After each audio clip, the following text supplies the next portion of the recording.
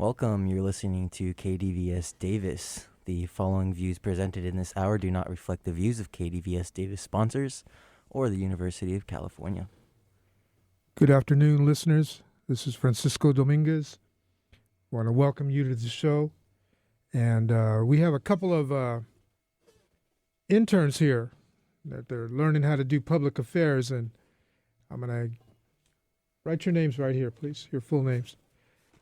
We have a really great show coming up here today. It's we're interviewing a photographer from Los Angeles. His name is Luis Garza, and he's calling in right now. And hold on, please.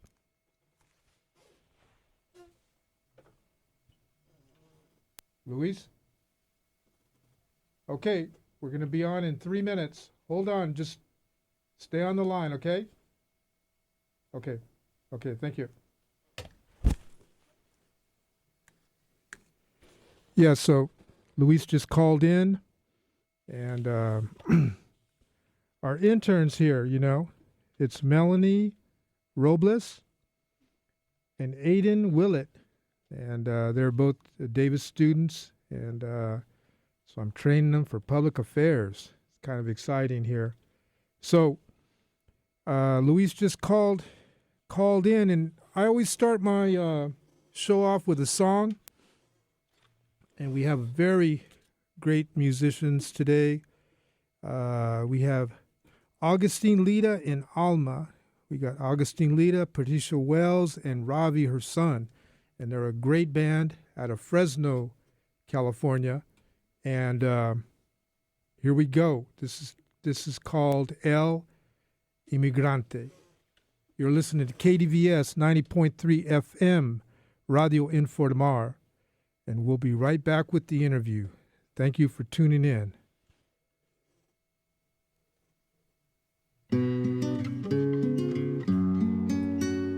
Voy a cantarles, señores, todo lo que yo sufrí cuando dejé a mi patria por venir a este país. Serían las 10 de la noche, comenzó un tren a silbar. Oye, ¿qué dijo mi madre? Ese tren te va a llevar.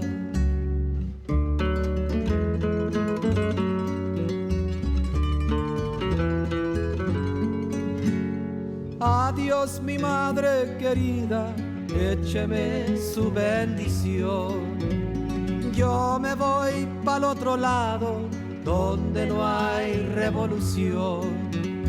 Al fin sonó la campana, 2 silbidos pegó el tren. No lloren mis compañeros, que me hacen llorar también.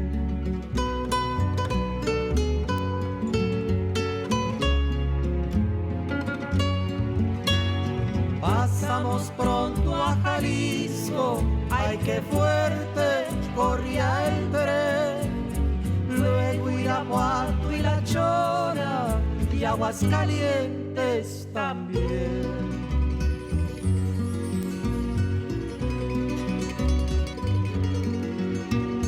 Yo me voy al otro lado, yo me voy al otro lado, yo me voy al otro lado, donde no hay revolución.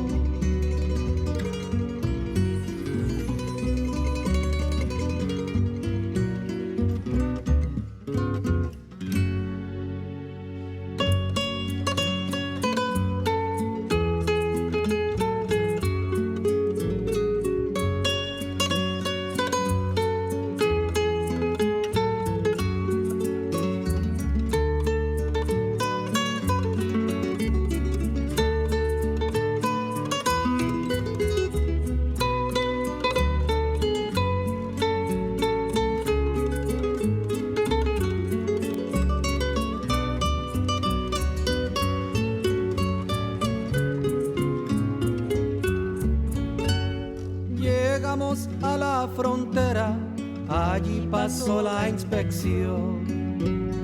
A toditos nos bañaron sin ninguna explicación. De allí salimos pa'l norte, a los campos de labor. Levantamos las cosechas cada día bajo el sol.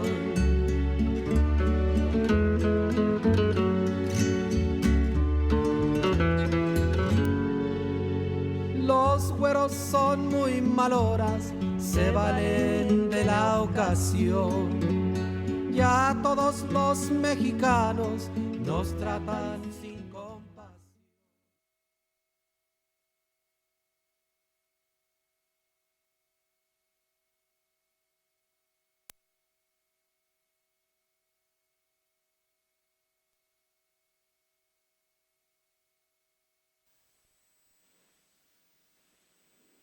Hello, Luis. Are you on the other end there?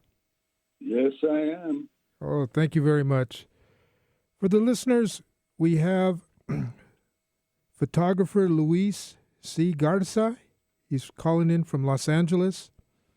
He's a filmmaker, photographer for many, many years, and I'm so happy to have him on the show today. And he's been having some major exhibits. And the reason that I wanted to have him on today, one of the main reasons is he was a photographer during the Chicano movement in the 60s and 70s.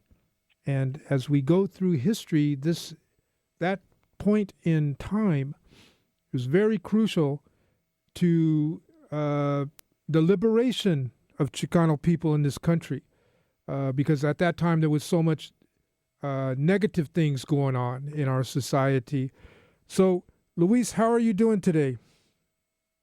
I'm doing well, and I want to thank you for inviting me to participate with you in this hour, and to all the listeners out there, saludos y un abrazo fuerte. All right.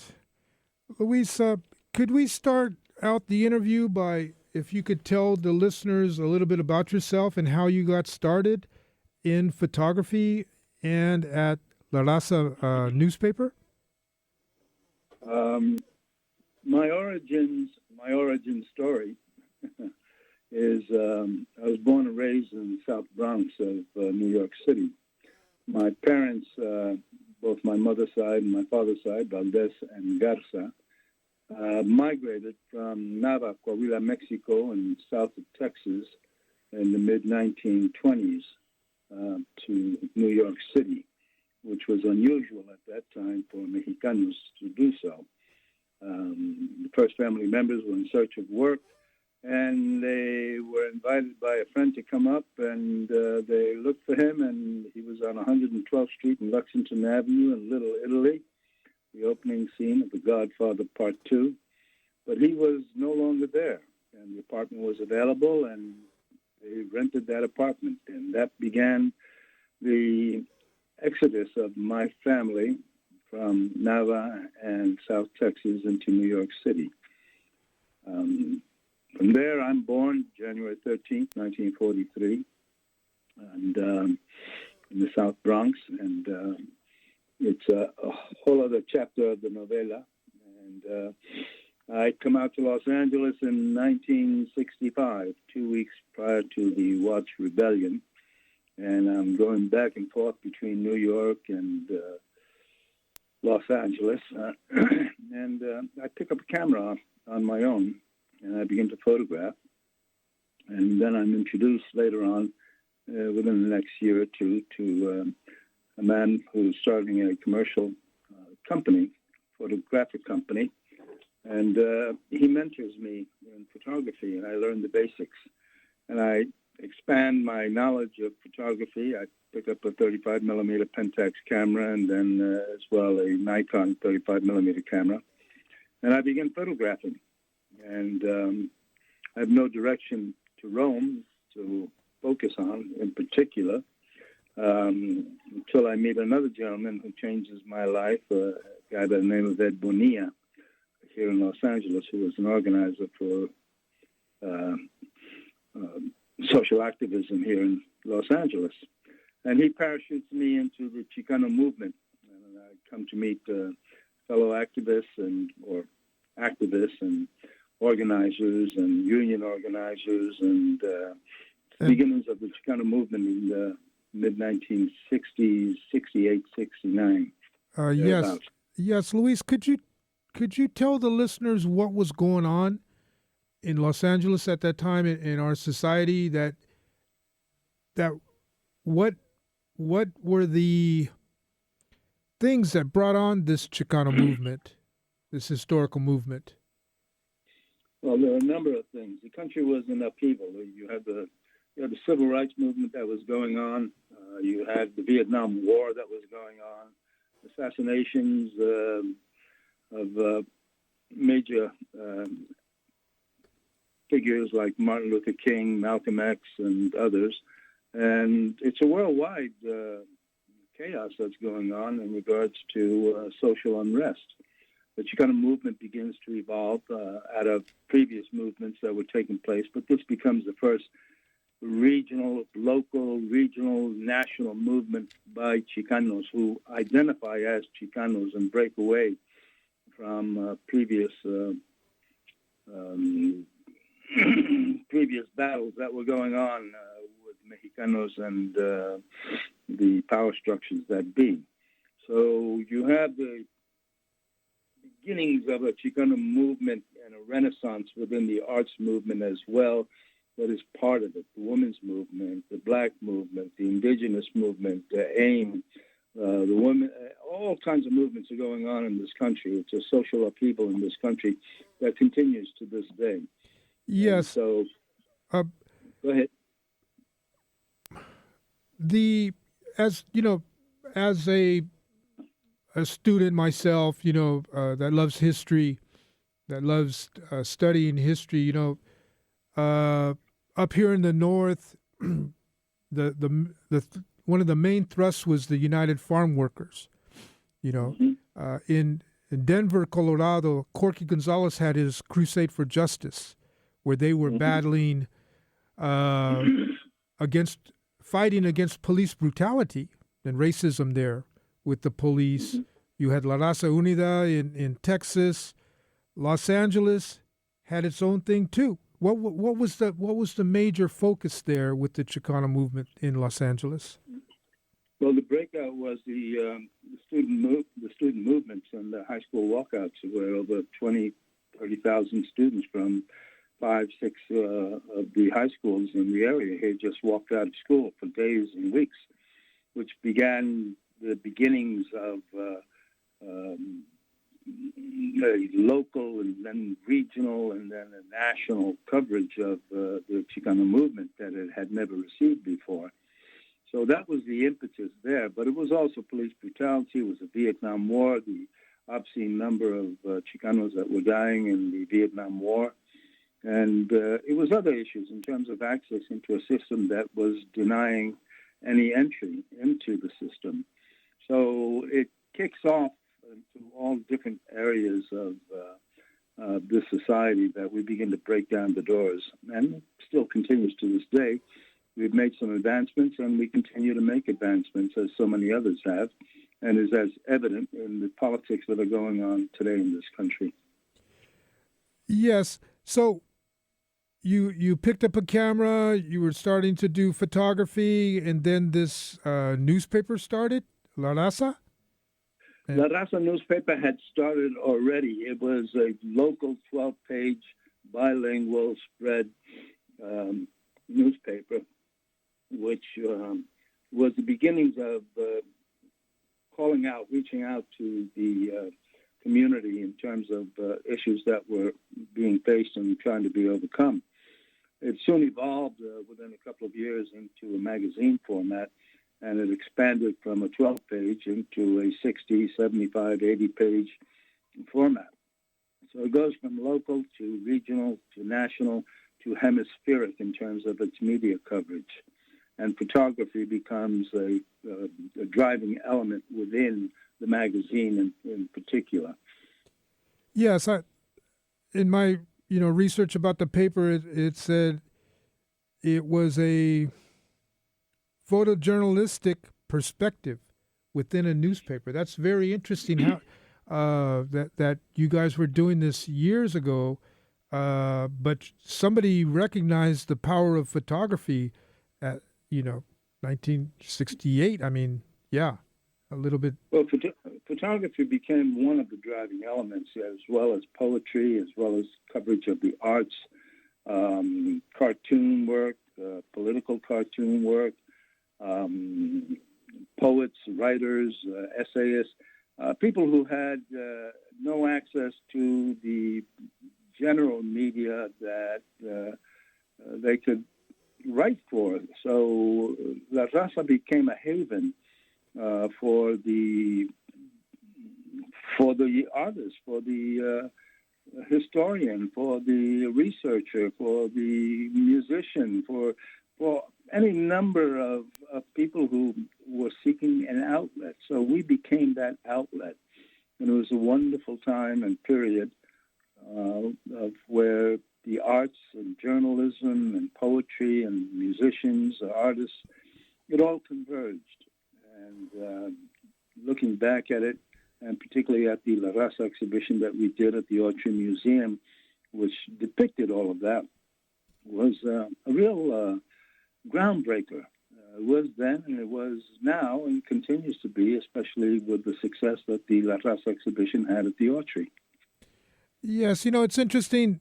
The foundation of La Raza newspaper and the connection with the high school students, because for the listener, and then now here we are in 2022.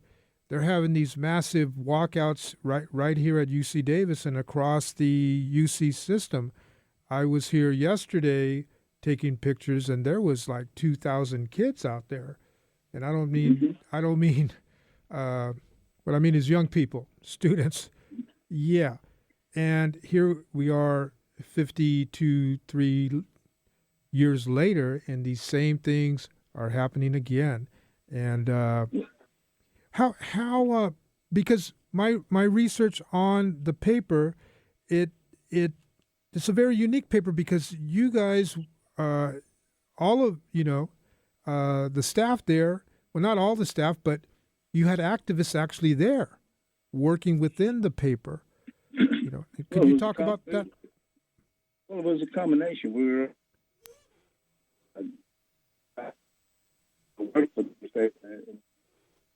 everybody was a volunteer. Nobody was paid for their services. It was a training ground that helped to initiate and instigate and propagate and formulate strategies in terms of how do we overcome the obstacles that we face. You got to remember that in that time, there was no political representation for the most part from our community within the larger society. It was all totally controlled. And so you fought, tried to understand the levers of power that were influencing you or influencing others.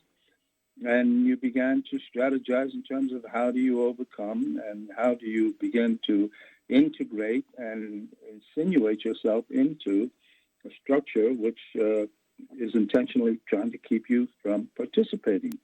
You want to be a part of. You don't want to be apart from. And you want to do right by your community, as we all do. And so that helps to enrage and engage and helps to bring people to the forefront and take an activist position. And that's what we did. And as a photographer, a budding photographer that I was, it was an educational opportunity that I had never had before in my life. So my raison de ser, my reason for being, came into focus with La Raza magazine, because that then leads me into all of the other art fields that I entered into: documentary filmmaking, theater, nonprofit arts organizations, curating, etc. That continues to this day with the current exhibition of The Other Side of Memory at the Riverside Art Museum that is now on 1923 at the Riverside Art Museum in Riverside, California. Yes, and for the listeners, that exhibition is going through March 19th, 2023. Luis, within my show here, I've done I've interviewed people that were at Wounded Knee, Native Americans, that are still alive today, and what was the extent of like COINTELPRO, FBI, undercover agents within the Chicano movement there in Los Angeles? Well, it was as it was throughout the country. Yes. It was very prominent. It was very evident. You were always looking over your shoulder. You were always somewhat suspicious of who you were speaking with, if you did not know them intimately. And even if you did know them intimately, sometimes you'd have a question in terms of who are they, who they really represent. And it comes as quite a shock that sometimes whom you think you were confiding in turns out to be an agent, a provocateur. And that was the times. It was a very paranoid period of time. As the song says, there's something happening here, but you don't know what it is, do you, Mr. Jones? Yes, and I was looking through your some of your photographs, and you had photographed Angela Davis in Los Angeles. No, I did not photograph Angela Davis. Okay, maybe I'm I never mistaken. had the opportunity. I never had the opportunity to meet her, but well, okay. I photographed events that carried banners of Angela Davis, and be that in New York or be that here in L.A. But that's part of the photo documentary work that I did during that period of time that is now getting the media coverage that it had never had before. It only took me 50 years to get to this point, but it's happening. Yes, it's a wonderful thing. Yeah, when you told me that on the phone, I was just fascinated just hearing that, because it's all history. Did you realize you were documenting history when you were doing the photos at that time? Because now it's major history. And well, now looking at the recognition that my work is beginning to receive, it dawns on me that the work that I did was significant. While I understood the seriousness of the moment that I was capturing, I couldn't project 50 years later what those images would inspire or the impact it would have as it's beginning to have now.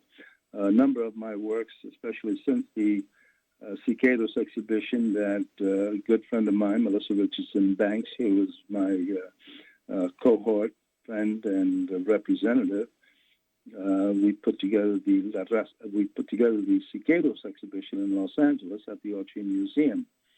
And then that followed up with a personal exhibition that was curated by Armando Duron, who was also curating this current show at the Riverside, along with other friends like Juan Rodriguez at the KGB Gallery, who gave me the initial start. And there are a number of people who give you that kind of support and stick with you, and you develop friendships, and you're inspired by them because of their support and their belief in the work that you're doing. So it's a shared experience amongst us because we all highly respect each other's work. We respect each other as individuals. We've become good friends, and that will be a lifelong process between us as we go forward with both their work and my work as well. I'm honored to be in their company. Yes. Luis, could you tell the listeners about what happened the day of the Chicano moratorium? Could you walk us through also what happened to Ruben Salazar that day, uh, and just the impact? What was going on. I remember as a kid, our friend, my mother's best friend, her son Bobby Santos, was killed in Vietnam. Went to Vietnam, and and was shot. Came back like 2 weeks later, and then I was just like 5 years old or something, and we were at the cemetery, and then they had the 21 gun salute. I'll never forget that. And all the people crying. He was just out of high school. All his friends, the family, just sadness and sorrow. So could you walk the listeners through the events up until the Chicano moratorium and the shooting and killing of Ruben Salazar by the L.A. County sheriffs? Well, what you just cited in terms of your friend and his unnecessary death in Vietnam was cause for the Chicano moratorium that took place August 29th. But you need to remember also is that there was a whole series of demonstrations and events prior and post August 29th that continued in protest against the Vietnam War. The Chicano moratorium itself was, it was a highlight, a high point in terms of the numbers of people who came out for the demonstration, documented between 20 to 30,000 plus people who came out into the streets of East Los Angeles in protest against the Vietnam War, police brutality, indigenous rights, etc. So it all culminated with then the brutal attack by the LA Sheriff's Department on a community that was having a peaceful demonstration. And the tragic results was the death of not only Ruben Salazar, but about half a dozen other people as well, and the imprisonment, the arrest of hundreds of people as well. Ruben Salazar, tragically, as has been documented, was killed by a projectile fired by a sheriff into the Silver Dollar Cafe that killed him. He was on the persona non grata list, hit list of the LAPD and the Sheriff's Department because of the articles that he was writing for the LA Times and the newly created television station that was broadcasting in Spanish to the community. So all of these events culminated within August 29th, but then thereafter as well, because there was one demonstration after another. It was unstoppable in terms of the anger and protests and the resentment that was built up against a system that was just unrelentingly causing mayhem and havoc within our community. But it also organized the community. That kind of brutality just brought out the best in our people in terms of organizing, in terms of saying, we shall overcome.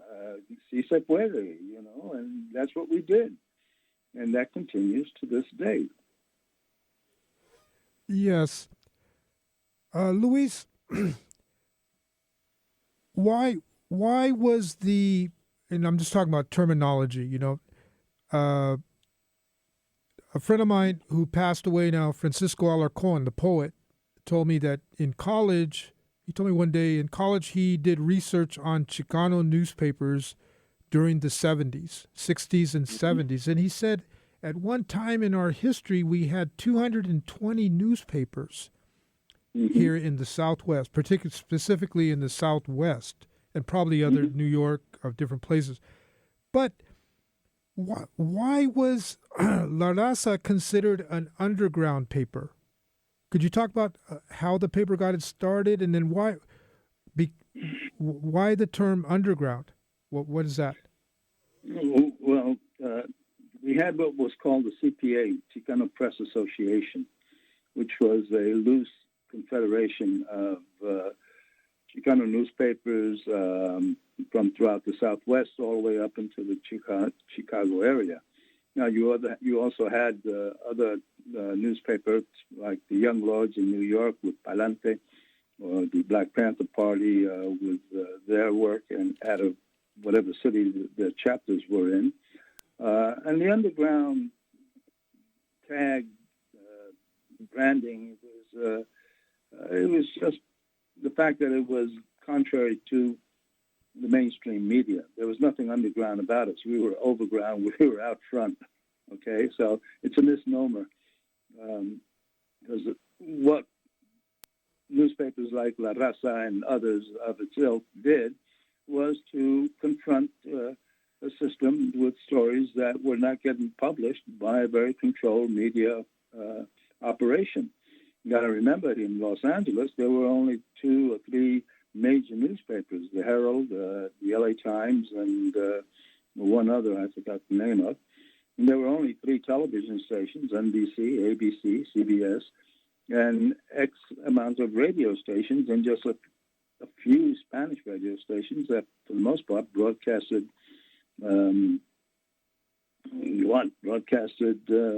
novellas and Spanish music for the most part. They were apolitical. So the politicalization takes place through the rise in movement and sentiments of Raza throughout the country. And it's not just Los Angeles, it's throughout, as you say, through the Southwest into Chicago, into New York. And as the demographics begin to shift and change, it becomes even more vocal, which is what's happening today. And what you see is the current give and take between the powers that be in terms of our population and our numbers that is impacting the body politics of this country. Punto. That's it. It's a battle for power. It's a battle for recognition. It's a battle for stating what your beliefs are, whether you're Chicano, whether you're women, whether you're black, Boricua, Dominicano, whatever you may be. That battle continues, and it will continue. That's what's going on currently that you see in the politics of the U.S. right now. It's no different now than it was back then. Yes. Luis,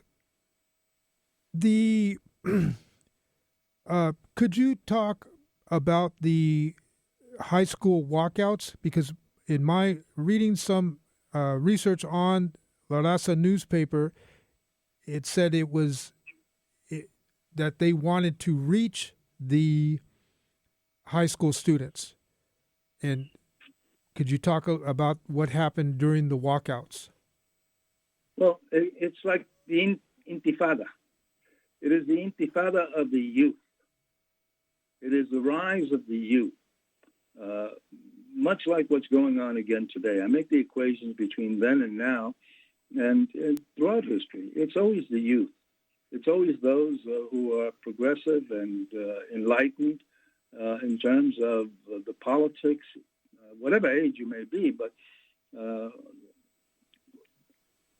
it is the youth that provide the impetus back then and continues to this day. What was the overwhelming voting numbers that turned this election towards the Democrats? It was a turnout of the youth, the Z generation, the Zen generation, whatever it's called.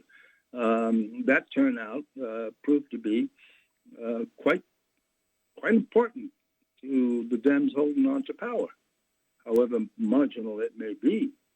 But it was also back in those days, the same thing applied with the youth movement, and then the parents and then the elders getting involved in support of the movement that was beginning to take place.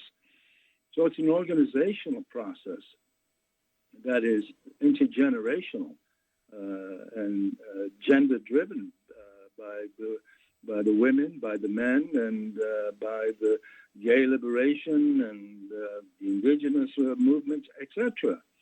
Everybody, after a while, you stand up and say, I can't take it anymore. And you begin to organize, you begin to push, and you begin to see others, and you lock arms, and we shall overcome, and, we will not be moved. Punto. Sea lo que sea. Yes, Luis, it's very interesting, what you're talking about, the intergenerational, because it seems like there's maybe because of we haven't had major movements in this country since the 70s, that there's a little bit of some gaps between the generations in terms of politics. But like you said, the young people turned out to vote. We have huge numbers of La Raza in Arizona, New Mexico, Texas. And that changed this election because people went and voted. But, I've had the opportunity to travel Mexico, Guatemala, South America, and the movements there that I've been able to see, they're intergenerational. You have from babies to the grandma to the mom and dad, everybody's out there. But so I just wanted to thank you for bringing that up, because to just as an example of the Chicano movement and what happened, you see it with the Native Americans here in this country. You have all ages, because it's not, because it's the family. It's the family that's at stake. So everybody's out there. Luis, this next question has to do with La Raza newspaper, and it's because there's been tremendous amount of college Chicano papers in Southern California and all over, and I'm sure that La Raza newspaper had a lot to do with that, because then there was something that say, okay, look, this is what they're doing. So there was a model. Have you ever thought about that, or Well, we all took from each other, right? It was a learning curve for all of us. It's not like we walked in and we knew how to put together a newspaper and magazine, but with an unending supply of money. On the contrary, we were all new at doing what we were doing. Be you a photographer, be you a writer, be you a layout artist, an illustrator, whatever. The newspaper, magazines, whatever the format was in whatever area of the country, it was a learning curve. And you did what you could with what you had, and you made the best of it. And that's what we did. We made the best of it. And again, it's no different than what's going on right now today. It continues. So La Raza was an inspirational point, yes, for some, as we were inspired by others as well. I mean, that's the support system that we gave to each other. We exchange articles and photographs and material information in support of each other's efforts, regardless of where you were.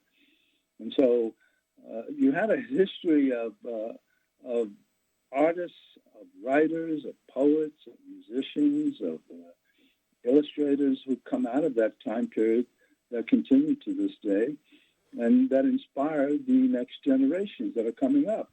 The curator for our exhibition here, Armando Duron, comes out of that time period as a young student himself. His sensitivity in terms of selecting the images for this exhibition is based on that history and his knowledge of my archived work, that he is selecting those images that he feels most appropriate for this particular exhibition. I might say also that inclusive within the catalog that we are preparing for this exhibition, that nuestra estimada amiga Elizabeth Ferrer, who is a chief curator at BRIC, a multidisciplinary arts organization in Brooklyn. She's as well as a scholar of Latin and Latinx and Mexican photography. She wrote and authored the Critical Latinx Photography in the United States, a visual history that was published by the University of Washington Press. And she's joining us in terms of introducing the catalog to the public. Melissa Richardson Banks, who is a representative, and the Texas Tornado, who has been touring the Cheech collection over the years and has finally settled it in the Cheech Museum here in Riverside. who's also part of this group.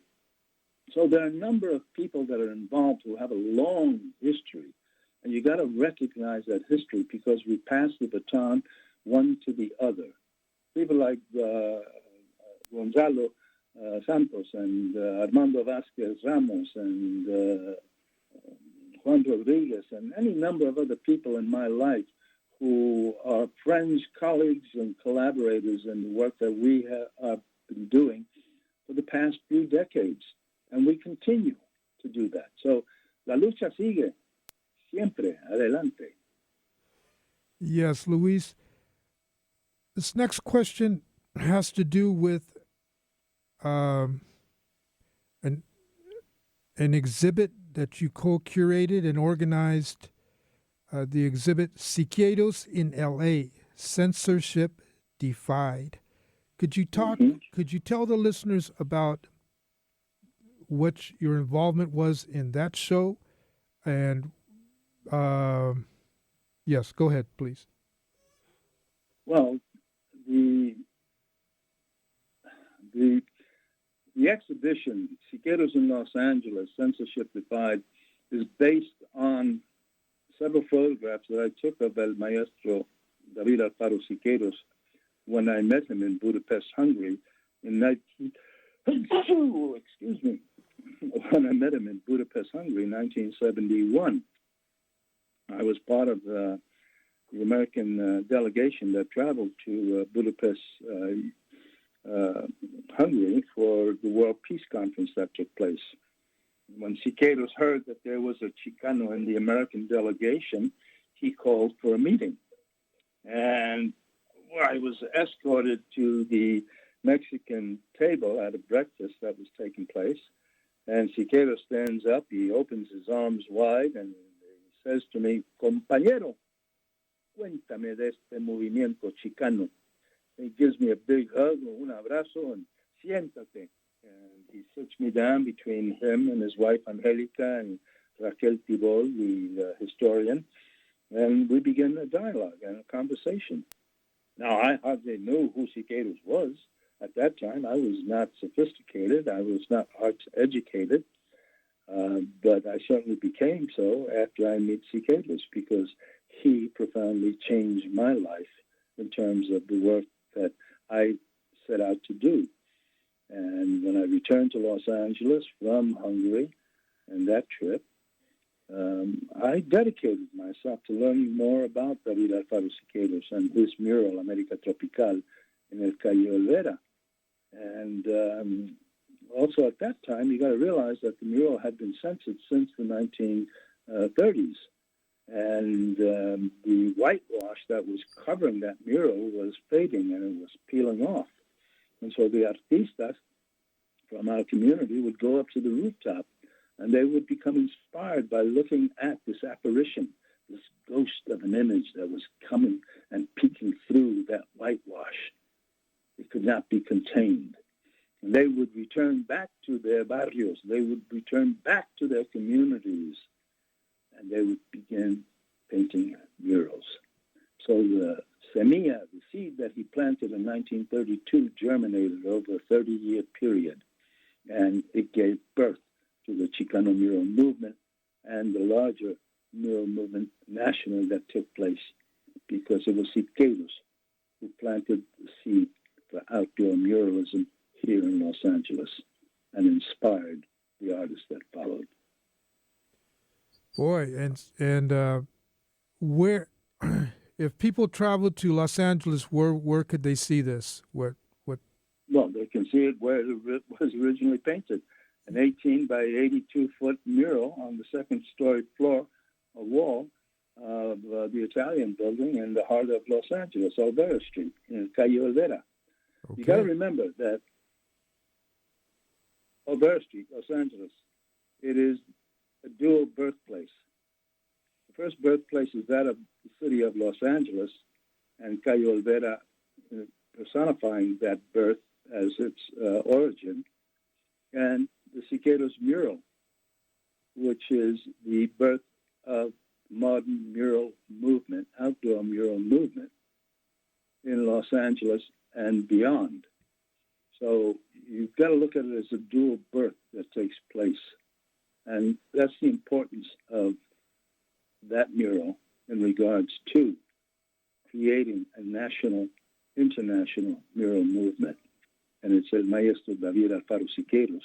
And those photographs that I took of him inspired that exhibition that Melissa and I did at the Ocho Museum of the American West here in Los Angeles. Luis, we're winding down the interview, and I always ask, I've been doing a continuing series of Chicano elders, Chicanas that were involved in the Chicano movement, Native Americans that were involved, like I said, Wounded Knee. And, and even in this, right here in the studio, I interviewed Lenny Foster, who's Leonard Peltier's spiritual advisor. And he talked about being a college student, in Colorado. And actually he took Chicanos to Wounded Knee, so, yeah. And so if there's some budding photographers out there, artists, curators, historians, what is your, this is going to be the last question, your advice to young people, to get involved, to whatever career they want to go, which direction they want to go. We're here at a university, 35,000 students. Just what advice do you have for young artists and also aspiring DJs? we got two right here. We got two youngsters right here, that are going to start doing public affairs shows real soon. Well, you're the perfect example of giving a plug for the DJs, because there's a great DJ. There's several DJs in my life who were real close friends of mine who have now passed away. One was Alfonso Tafoya, who came out of Nueva Mexico, Albuquerque, Santa Fe area, who was one of the first bilingual DJs from the 50s and 60s. And he was an inspiration to me. And he became a voice for the documentary program that we used to do called Reflexiones, the collection of which is at UCLA Chicano Study Center. The other DJ is Chico Leonel Sesma, here in Los Angeles. He was also a bilingual DJ, and he was a dear friend. He was one of the first to do Latin jazz on the radio, and he had a huge following here in Los Angeles back in the 60s and 70s. And when I met him, again, these are people in my life, part of the chapters of my life that deserve many bottles of wine to discuss over. Okay, but what are your words to our young people? We got like two minutes. Okay, well, aside from the wine, which is necessary for inspiration, keep doing what you're doing. Keep going after your dream, whatever your dream may be. And if you don't have a dream, start dreaming, because dreams can become reality. And not just, dreams are visualizations of what it is that you want to do and what you want to be. They are spirits that come and visit you. Visions that you have, and you got to listen to that vision.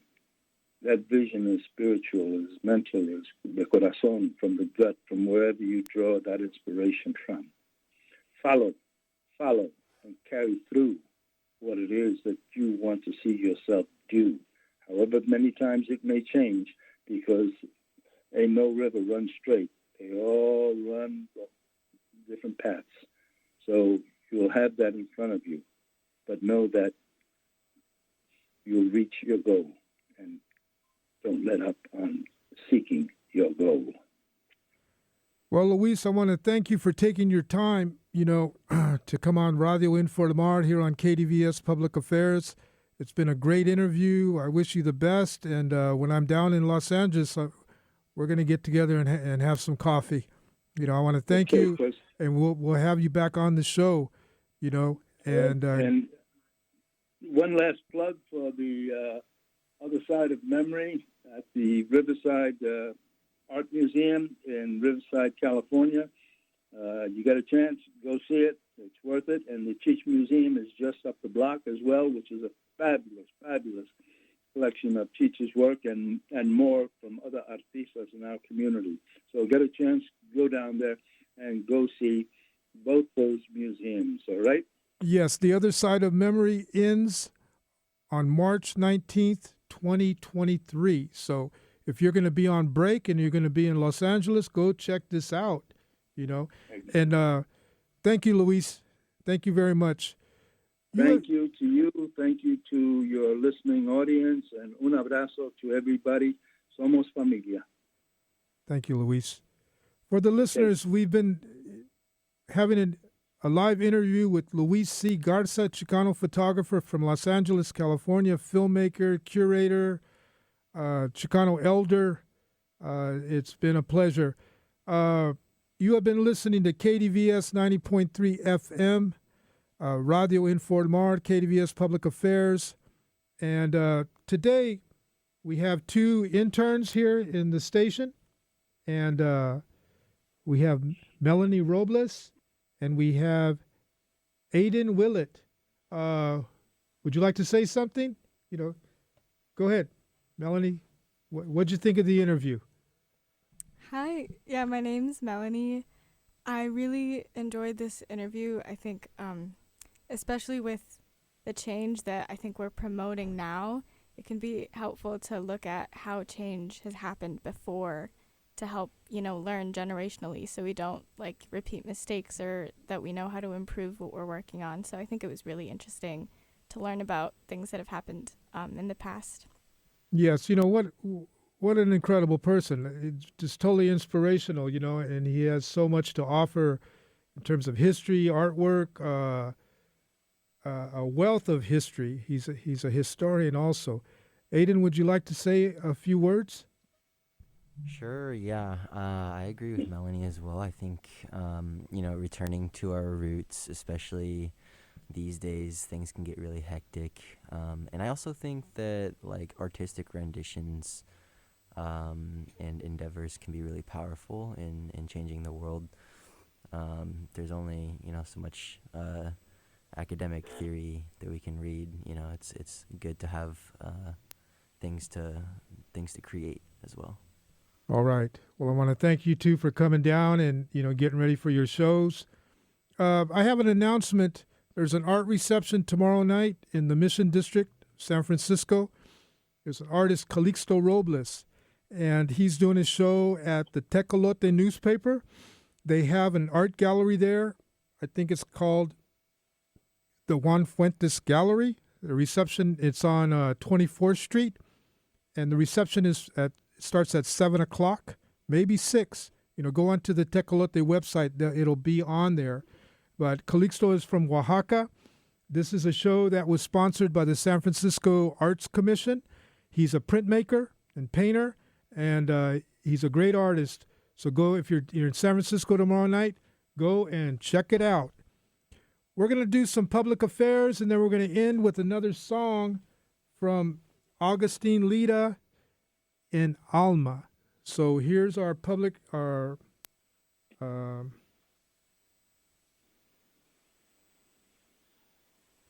service announcements. And before I sign off, I want you all to be careful out there.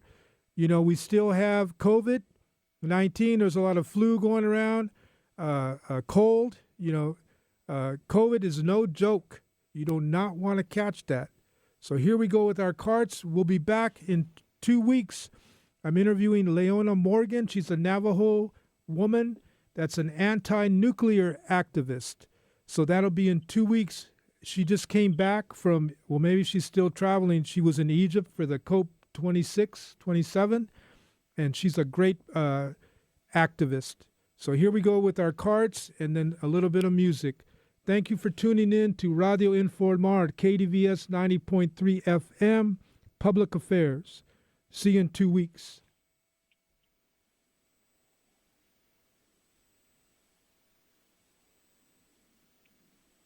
The Mondavi Center is a proud sponsor of KDVS. Tickets for upcoming shows are available in person at the box office or online at mondaviarts.org. Multilingual Angelenos Las Cafeteras perform with Mexico's Villalobos Brothers on Friday, January 25th at 8 p.m. Tickets at mondaviarts.org. Aw, you know kids will be kids. Oh, I don't know why they're trying to make a big deal of it. It's just a harmless rite of passage. If she didn't want to be picked on, she shouldn't wear that thing on her head. If he's going to dress that way, he's just asking for the extra attention. It's just a stage. All kids face some bullying. They'll get over it. That girl, she just brings it on herself. I don't feel bad for her at all. It's just I don't know all why they're kids trying to get make a some. big deal It's just of a it. stage. It's just a harmless rite of passage. All students in California deserve a safe learning environment without the threat of bullying. I'm David Goldberg, Secretary-Treasurer of the California Teachers Association. It's up to us as educators, as parents, as adults, to stand up on behalf of bullied students. Identify, intervene, and advocate. One caring adult can make all the difference. Visit NEA.org/bullyfree, a message from the California Teachers Association.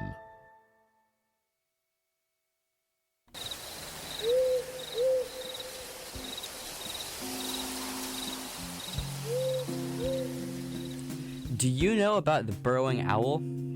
Well, it's a species of owl that lives in underground dugouts or holes in California. Recently, because of development on owl habitat, their livelihoods are threatened. If you want to learn more about the issue, visit Burrowing Owl Preservation Society's Facebook page.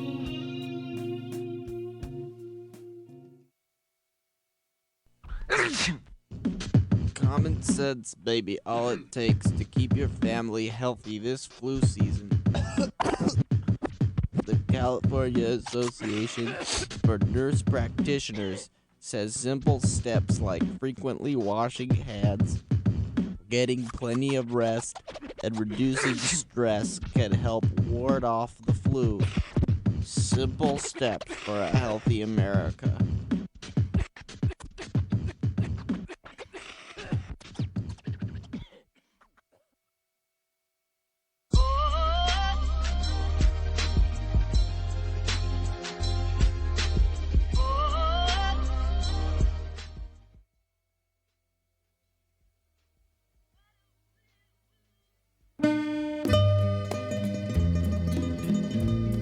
Thank you for tuning in.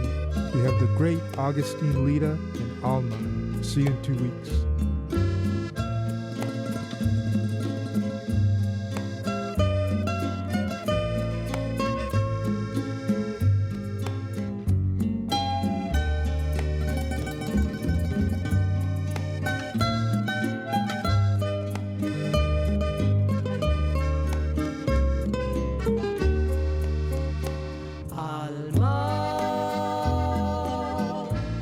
Confiésale tus penas. Y si te dice cosas buenas, tal vez olvides el pasado y una triste aventurera te vuelva a enamorar. No sé si volveré contigo, tal vez solo seré tu amiga. Mi bien, fuiste malo conmigo y por ese motivo empiezo yo a dudar.